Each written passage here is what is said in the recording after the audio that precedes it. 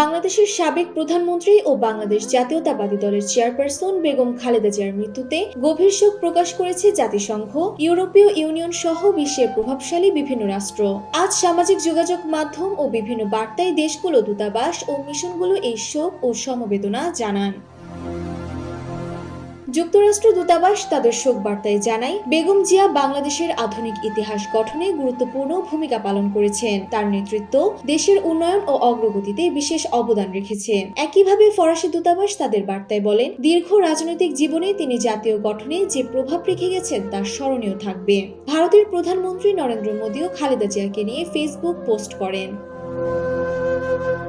যুক্তরাজ্য হাইকমিশন ও Australia high commission তাদের বার্তায় বাংলাদেশের জনগণের প্রতি গভীর সমবেদনা জানায়। অস্ট্রেলীয় মিশন জানায়, এই কঠিন সময় তাদের চিন্তা ও প্রার্থনা বাংলাদেশের সাধারণ মানুষের সঙ্গে থাকবে। ইউরোপীয় ইউনিয়ন বলেন, বেগম জিয়ার জীবন ও নেতৃত্বকে বাংলাদেশের রাজনীতির একটি বিশেষ অধ্যায় হিসেবে অভিহিত করেছে।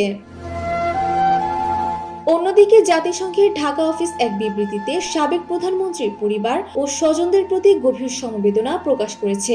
একই সঙ্গে তারা বাংলাদেশের সরকার ও জনগণকে সান্ত্বনা বার্তা প্রদান করে। কূটনৈতিক মিশনগুলোর এই শোক বার্তায় বেগম খালেদা জিয়ার দীর্ঘ রাজনৈতিক সংগ্রাম এবং বাংলাদেশের সংসদীয় গণতন্ত্রে তার অবদানের বিষয়গুলো গুরুত্বের সাথে উঠে এসেছে। শোক বার্তায় রাষ্ট্রগুলো তার আত্মার শান্তি কামনা করেছে।